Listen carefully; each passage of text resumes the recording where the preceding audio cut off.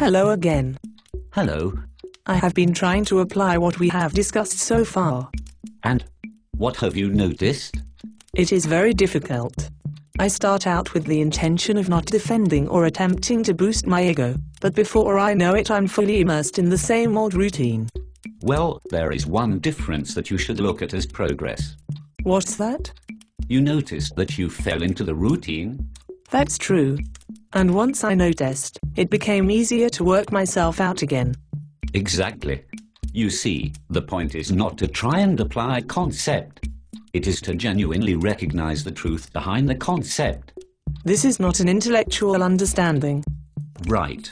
It is a recognition that changes our entire framework of thought. How will I know that I have recognized the truth? Well, for one thing, recognition requires a freedom from the desire for recognition. Oh, does this always have to sound so confusing? Just listen. In order for you to recognize what is, you must first be present. You mentioned that last time. What do you mean? Am I not always present? Yes and no. Please explain. Although the reality of the situation is that you are always present, the ego exists within time. What do you mean? Everything that is the ego is of the past. Opinions, thoughts, self-definitions, and so on. That is true. All of those things are dependent on my memory. Can you give me an example? When I meet new people, I tend to judge myself on the conversations I've had before. If I thought I was shy and uninteresting in previous conversations, I will probably believe the same about this one. And is that true? Not at all. But I wouldn't see that if I thought I was my ego. Would I? No. Because your need to be the ego would overshadow any such clarity. Oh, I get it. Shoot. In order for me to exercise my choice, and to be free of my ego, I have to take my mind out of the past. If I believe the past defines me, it does. Well said. Being present means being in sync with the reality of what is. And since I am ultimately what is, being present also means being myself. Exactly. Relax, pay attention, and be yourself are all the same thing, really. That makes things seem much more simple. Good. Now back to the point about recognition. All right. If you have a desire to recognize, you are ultimately looking forward in time to a point when that recognition will manifest. Are you not? Yes. And if you are looking forward, you are not being present. Oh wow. It just hit me that even my aspirations and goals for the future are part of my ego. How so? I use them to define me.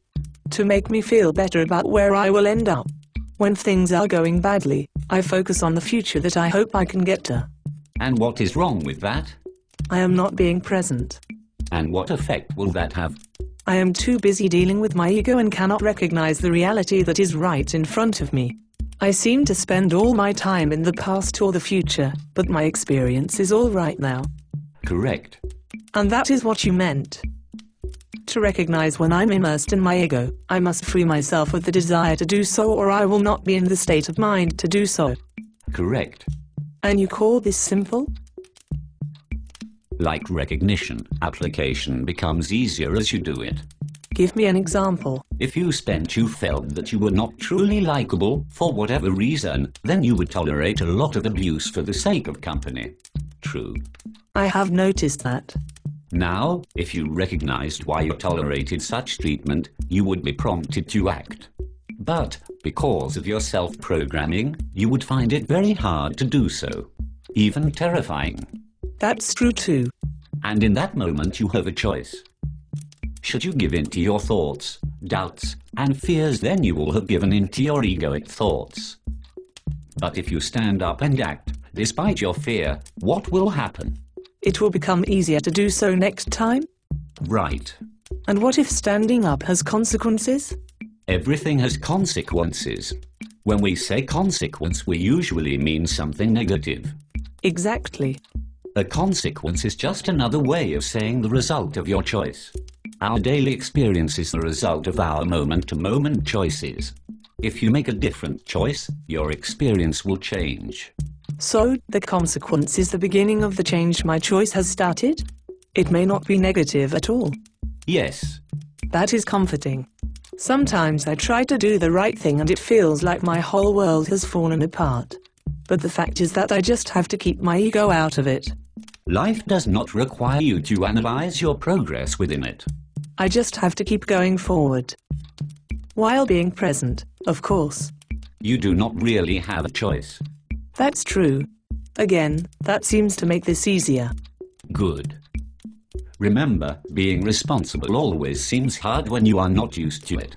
After a while, this process becomes self-perpetuating and even a great deal of fun. You mean I will catch my ego more often because I truly recognize its influence in my life? And as you apply that recognition, you will find you have much more influence in that life. I'm looking forward to that. I'm looking forward to our next discussion. Likewise. Goodbye. Goodbye.